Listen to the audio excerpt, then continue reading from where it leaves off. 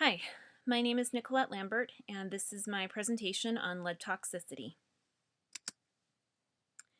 During my undergraduate years, I was putting myself through school and needed cheap housing.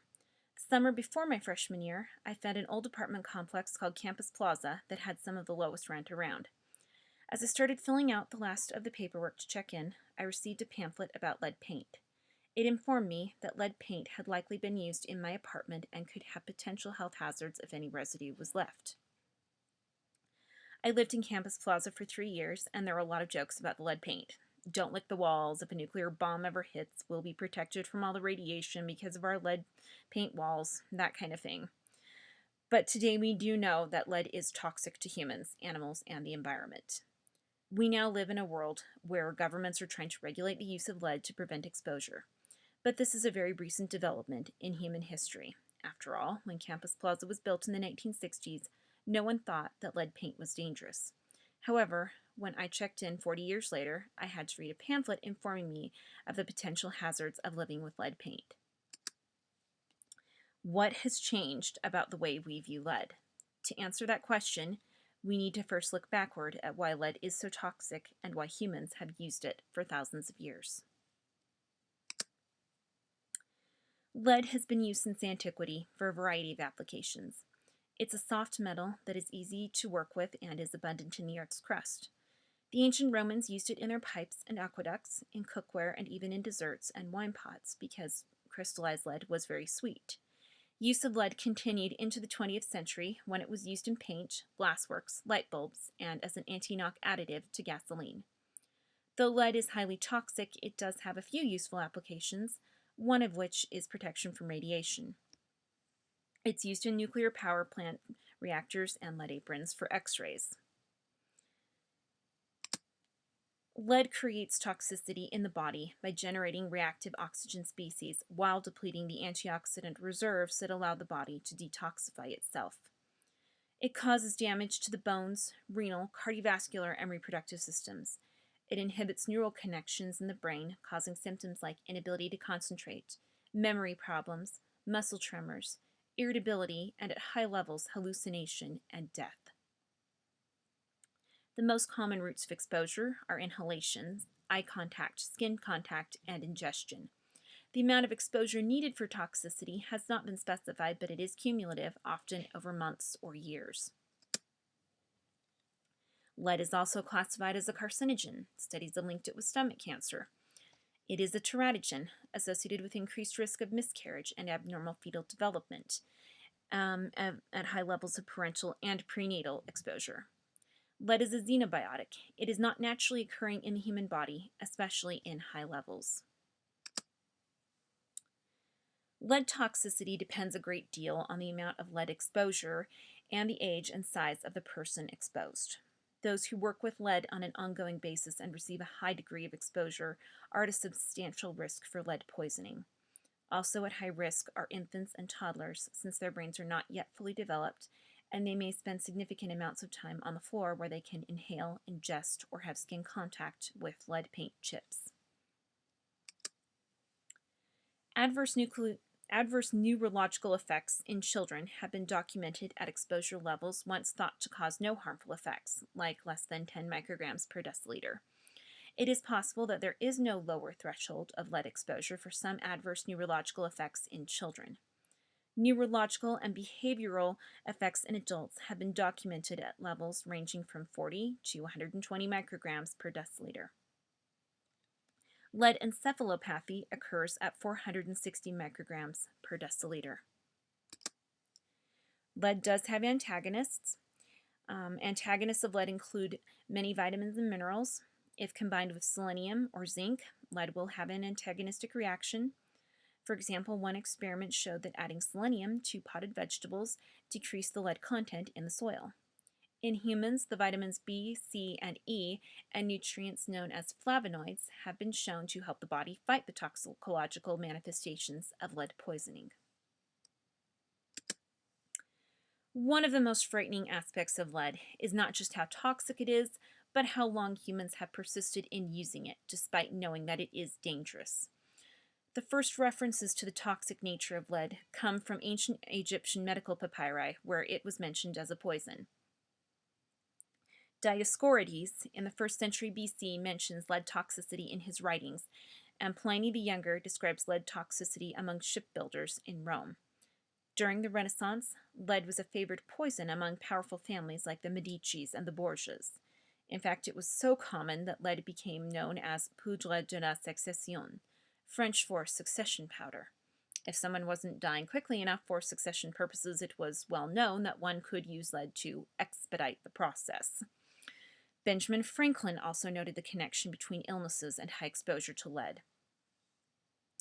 Lead paint has been linked to health problems in children since 1906, when several Australian children were found to have developed lead toxicity from disintegrating paint on front porches. Factory workers who helped produce tetraethyl lead for gasoline began to exhibit symptoms of psychosis, often before death. News articles about loony gas soon appeared in newspapers. According to the EPA, approximately 5,000 Americans died of lead poisoning every year between the 1920s and the 1980s. But all this begs the question, if people have known for centuries that lead is toxic, how did it end up in my college apartment? Lead is cheap and easy to use. The industries that benefited from the use of lead were very interested in making sure that its hazards stayed out of the public eye. Public relation campaigns took hold. The National Lead Company produced paint books for children with nursery rhymes and stories about the usefulness and safety of lead products. As reports of lead poisoning increased, more was needed to assuage public fears. The lead industry found the credibility they desired in a doctor named Robert Kehoe. Kehoe was appointed medical director of the Ethyl Corporation and became the most vocal proponent of lead. Kehoe reassured the government that the human body excreted as much lead as it stored, and that humans were exposed to more lead in their food and water than in the air. In the 1966 Senate hearings on the safety of lead, Kehoe stated that lead had been so thoroughly studied and there was no evidence of harm, so the issue did not need to be debated any further. Kehoe was regarded as the leading expert on lead at the time and stated that there was not sufficient proof that lead was toxic to public health, but if there was, that the lead industry was prepared to stop production. Though public health scientists suspected that high levels of lead could be toxic, research on the subject was limited at the time, and they lacked funding to conduct the large-scale studies that Kehoe and the lead industry demanded as proof. Kehoe's stance that a substance could not be removed until absolute conclusive proof of harm was shown came to be known as the Kehoe paradigm. In opposition, Dr. Tuart, director of New York City Hospital, who had treated workers exposed to tetraethyl lead, took the stance of the precautionary principle. Since tetraethyl lead had not been proven safe, it should be withheld from the public. Caltech scientist Claire Patterson was one of the most outspoken opponents of the lead industry. His research on calculating the age of the Earth using uranium and lead isotopes had led him to the conclusion that the amount of lead circulating in the Earth was not naturally occurring, but came from man-made sources. His 1965 paper confirming high lead levels, especially in urban areas, was one of the first scholarly findings to fight Kehoe and the lead industry's assertions that there was no proof that lead levels in the environment were harmful. Patterson's fight against lead continued for years. One of the first laws fighting lead pollution came in 1970 with the Clean Air Act, which mandated emissions regulation for cars. Lead-based paints were banned for use in housing in 1978, after my college apartment was built. Lead additives in gasoline were completely banned in the United States on December 31st, 1995. Lead toxicity still remains a significant problem. Lead does not degrade, so the residue from the former uses is still present. There are still many older houses and apartments, like Campus Plaza, with lead paint on the walls or lead in the plumbing. Lead toxicity is an ongoing concern in developing countries and can come from mining, smelting, refining, and informal recycling of lead products. Lead-acid batteries, paints, jewelry, soldering, home-based ceramics and leaded glass, electronic waste, and plumbing. There are approximately 143,000 deaths worldwide every year from lead exposure, and the global burden of lead toxicity is estimated to be 0.6% of the total global burden of disease. Lead is a high priority for public health worldwide. Current strategies include eliminating the use of lead in paints, solder, plumbing, cookware, and traditional medicines and cosmetics. Hazards from e-waste recycling is also gaining greater attention. Monitoring lead levels in the environment and educating people about how to prevent exposure are also part of the World Health Organization's strategy for reducing the burden of disease associated with lead. One big win in lead reduction has been the phase-out of leaded gasoline. As of 2015, most of the nations of the world have switched to only unleaded gasoline. The last holdouts are 3 countries that use both leaded and unleaded: Algeria, Yemen, and Iraq. Lead paint still presents a hazard to Americans, especially children. To warn people about the potential hazards of lead paint in their home, Congress passed the Residential Lead-Based Paint Hazard Reduction Act of 1992, also known as Title 10. Section 1018 of the law requires that information about lead-based paint and lead-based paint hazards be provided to anyone before selling or renting any kind of housing built before 1978. This is why I received a lead paint pamphlet before I moved into my college apartment as a freshman. This law does not eliminate the risk of lead paint exposure in older housing, but it does give people information with the intention of helping them understand and prevent potential health problems. It has taken humans thousands of years, but in the last few decades, we have finally taken the most crucial step in combating lead toxicity, acknowledging that it is actually a problem. However, lead has made an enormous impact since the Industrial Revolution, and combating the environmental and health issues associated with lead will take some time and new strategies. Lead poisoning in children can be detected through a blood test at a pediatrician's office. Many parents, especially in low-income or other disadvantaged areas, may not understand the hazards of lead poisoning and that it can be identified early on with a simple test. If lead poisoning is discovered early on, it can prevent more serious damage. Distributing information at pediatricians' offices, WIC offices, and schools could be one way to reach parents.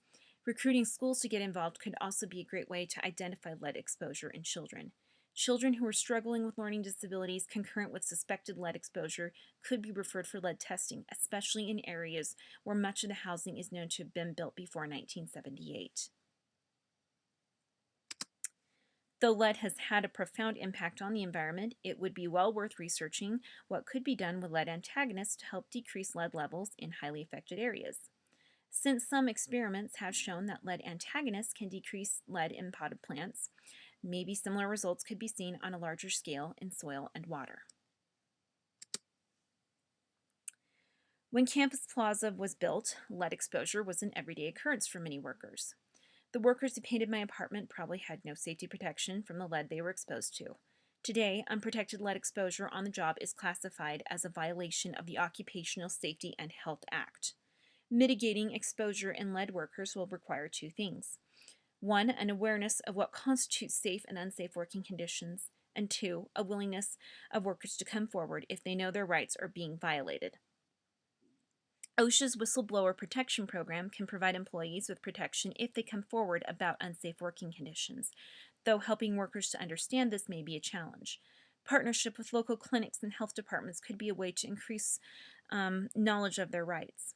Information in multiple languages will be crucial to reaching out to immigrant workers. An amnesty clause of some kind for undocumented workers who come forward about unsafe conditions could also create greater incentive to speak out. Fortunately, I don't seem to have suffered any health effects from living in an old apartment that was painted with lead paint. However, lead toxicity remains a problem on a global scale, and it will continue to be a problem for some time to come. The good news is that we are finally on our way to solving some of the associated problems of lead pollution. But the story of how lead changed from being a common additive to a toxic substance is a cautionary tale. We should never stop asking questions, especially when the evidence around us doesn't match up with a widely accepted belief. Thanks for listening to this presentation.